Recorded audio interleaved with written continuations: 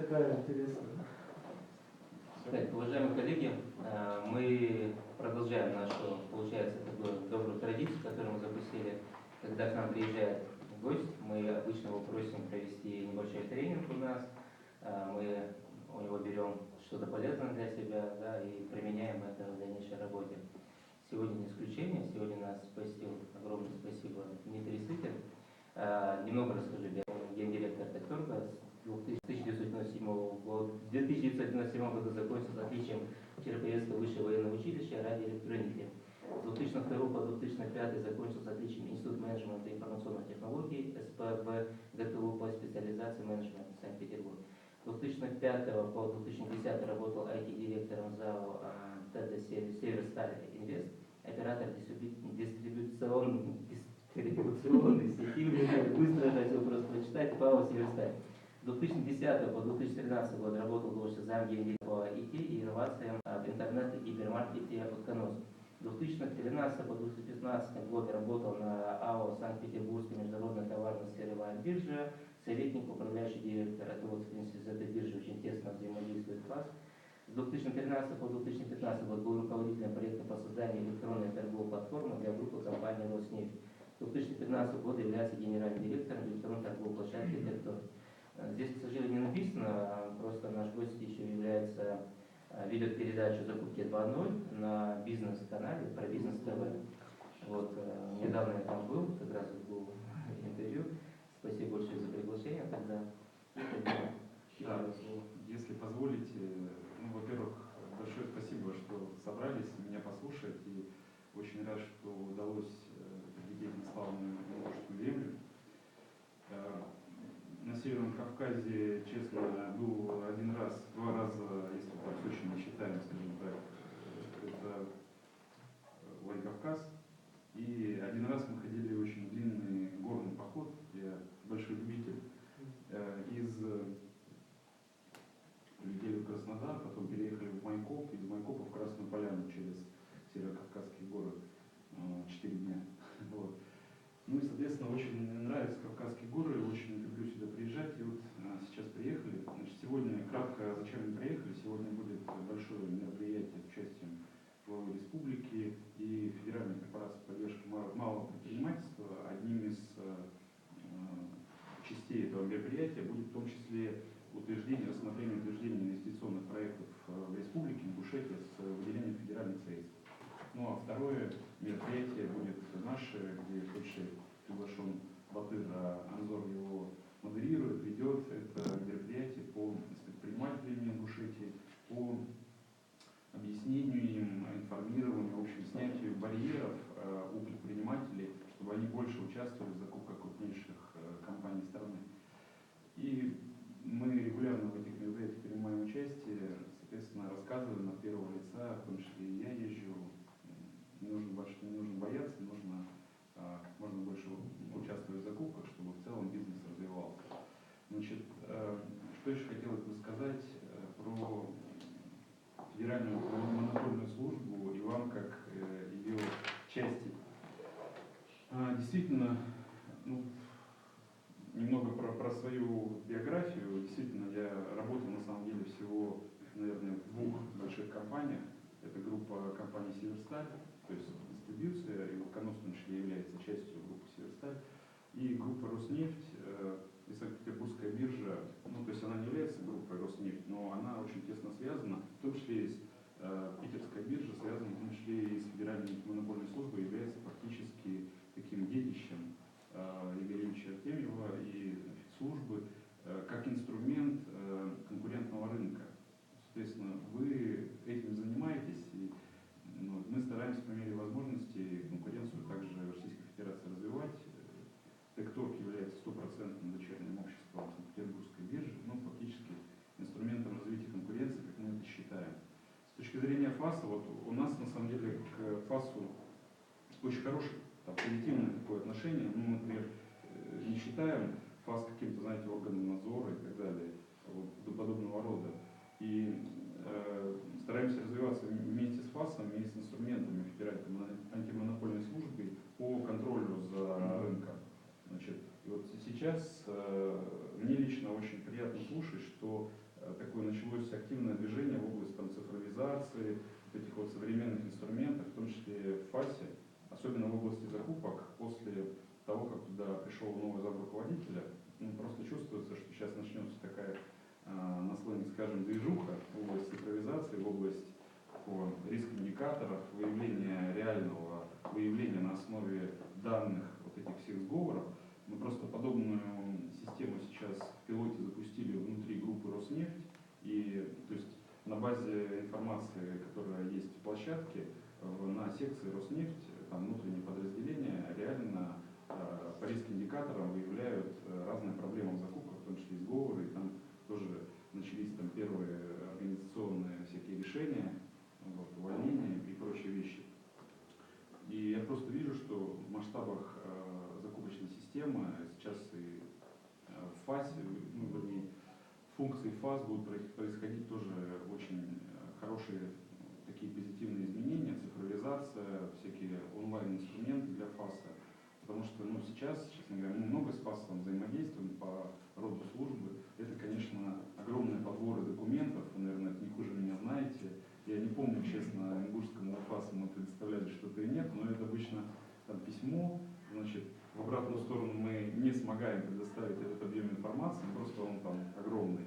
Значит, в итоге это все запаковываем в какие-то архивы, выкладываем у нас там в облачное хранилище, ФАСу отправляем ссылку, там параллельно по другому каналу пароль там, для распароливания, ФАС это все скачивает, обрабатывает. Конечно, надо ну, переходить к какой-то там более технологичной модели, и вот вижу начало этого движения, мы будем этому всячески способствовать, в частности, система независимый регистратор, вот сейчас, не знаю, сколько вы знаете, что такое это механизм контроля, в который мы отдаем информацию обо всех действиях, которые происходят с закупками. Вот все логирование мы отправляем в отдельную систему, независимый регистратор, и сейчас будет ее переработка для того, чтобы она стала инструментом ФАС для разбирательств. Вот чтобы вы не запрашивали вот это вот все, а вся эта информация была либо в независимом регистраторе, либо через независимый регистратор вы у нас ее запросили в электронном виде, мы вам ее предоставили. Ну и, видимо, пойдут движения в сторону значит, онлайн-заседаний, ну, то есть, чтобы вот этого всего значит, как-то упростить, повысить эффективность. Это, ну, на самом деле, это очень здорово. Вот. Значит, второе, что бы хотелось сказать, Батыр был действительно в передаче, которую мы сделали и сейчас ведем, это уже 3-й год. Эта передача на последнем форуме госзаказ заняла первое место в своей номинации именно как видео, ну, материалы, видео, проект в области государственных коммерческих закупок. Мы там вручили диплом за первое место. И да, я не из-за того, чтобы вы меня поздравляли, но спасибо большое. А ты всегда негатив, немножко что-то. Да, хочется вот отдельно сказать, я за 3 года много гостей на самом деле видел, ну, сами представляете, у меня там она раз в 2 недели выходит. И гости, конечно, разные. То есть есть гости, которые, ну, по-простому скажу, сами говорят, вот, и они готовы там, отдавать информацию, и с ними очень комфортно разговаривать. Но есть гости другого плана, из которых там, приходится информацию доставать. Вот. И Батыр относится как раз к первой категории, за что я ему благодарен. Он, видно, что он любит, во-первых, свою работу, искренне о ней рассказывает, и он очень интересный собеседник, поэтому считаю, что вам очень повезло с руководителем. Вот. Что еще хотелось бы третье, наверное, рассказать. Сейчас очень большие предстоят изменения как в конкурентной среде Российской Федерации. Есть такое замечательное, надеюсь, что вы его тоже знаете, распоряжение правительства номер 1697 по развитию конкуренции. Такой, наверное, толщины, если в печатном виде, значит, на 19-20 годы. И мы участвуем активно в его реализации, потому что реализация его началась. Вот первое такое серьезное, что недавно, не помню, по-моему, в 3-м чтении, по-моему, вчера приняли, это выделение, вернее, не так, перевод на электронные аукционы торгов по квотам на вылов крабов. В Ингушетии крабов, очевидно, да, не вылавливают. Пока нет. Пока, да. Но там просто в том же самом распоряжении 1697, если вы почитать, там просто написана дорожная карта по видам торгов, которые будут переводиться в электронный вид. Крабы это была одна из первых ласточек в инвестиционных целях. Я присутствовал на заседании комитета Госдумы, где прения были по этому поводу. Ну, не поверите, там так бьются люди за исторический принцип закрепления этих квот, значит, и они как бы против там десятилетние торги, это не торги на год, что ты не успеваешь проинвестировать или что-то там получить отдачу, десятилетние. То есть люди бьются за то, чтобы этого не было.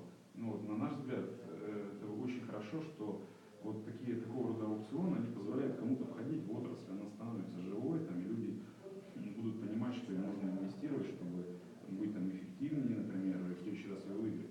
Следующие просто будут такие же изменения законодательные по рыбным квотам, по не знаю, торгам на рекламные места государственные, вот, например, там места, которые принадлежат государству, кто на этом месте размещает рекламу. Вот эти все поправки потихоньку готовятся, будут выводиться, все это будет переводиться в электронный вид. Ну, мы, например, естественно, только за по роду деятельности, но я надеюсь, что вы тоже, минимум ваша работа точно совершенно упростится, она будет понятнее для вас вот этот весь массив этой информации, прозрачный, технологичный. А второе, на эту тему, что хотел бы сказать, тоже достаточно радикальные изменения планируются в закупочной среде.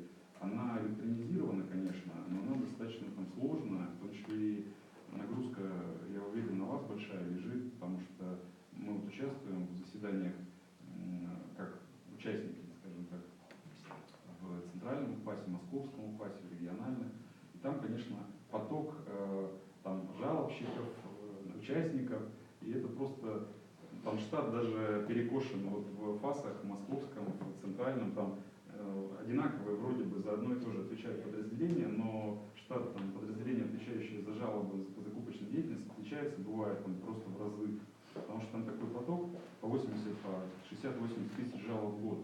И есть поручение и президента для правительства о том, чтобы всю эту систему упростить, вот, наконец-то. Мы ждали этого давно, но в том числе для того, чтобы сложная закупочная государственная деятельность не привела к срыву исполнения проекта. И вот мы видим эту инициативу, и она реально потихоньку упрощается. Надеюсь, что и ваша работа вот от такого, знаете, перелопачивания процедурного перейдет к такому интеллектуальному, ровно для того, для чего там ФАС предназначен. Потому что сейчас из-за огромного потока, на мой взгляд, вы должны просто больше быть погружены в процедуру, чем там много времени. Да, ну, собственно, то, что хотел сказать, если то, что я сказал, было полезно. Вопрос это зададим, если нет, то наши еще без завтра, как нам летел. Единственный один вопрос, я не понял. Вы сказали, что база была, да, там, вот, допустим, на торгах, если в случае необходимости информации можно не запрашивать, а будет, я как понял, у нас как бы доступ к этой базе, да, чтобы мы уже сами правильно поняли? Вот Михаил Яковлевич Юраев, тот же самый замруководитель ФАС, вот я просто не знаю, армы будут по региональным ФАСам, но это было бы логично, да? То есть они как будут распределены, но то, что ФАС по сути единственный потребитель этой информации, и он один будет иметь, ну, возможно, какие-то еще государственные органы, прокуратуры, еще это онлайн-доступ, это рабочее место, вы, соответственно, по конкретному нарушению жалобы сможете туда запрашивать информацию, часть из нее будет храниться в этой системе, а часть через эту систему будет из нас, мы будем отдавать, но уже в таком технологичном виде. Запуск ее перенесли вот на последнем заседании на середину 2020 года, но ровно потому, что там достаточно большая переработка, чтобы она была полезной, а не таким пустым каким-то созданием там, траты денег. Готов ответить на вопросы, потому что я завтра просто в 5:30, соответственно, но это не проблема. Ну, сейчас уже скоро вышел, по времени, по интервалу. Завтра. Готов ответить на вопросы, если интересно. Мы достаточно много принимаем участие в всяких законотворческих, экспертных советах по роду своей деятельности. Там, могу рассказать на разные темы.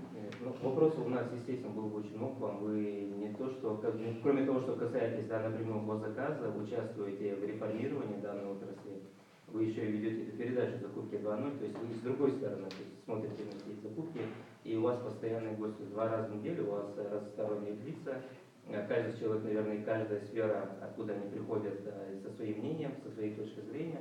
Вот, и вы все это знаете, у вас абсолютно очень интересный собеседник для вас, это безусловно. Вот, спасибо вам Хорошо, не огромное. клиент.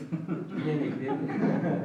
Вы наш добрый друг и коллега. Спасибо вам большое. Какие всегда вопросы. Спасибо большое. Приятно было с вами поговорить. Спасибо.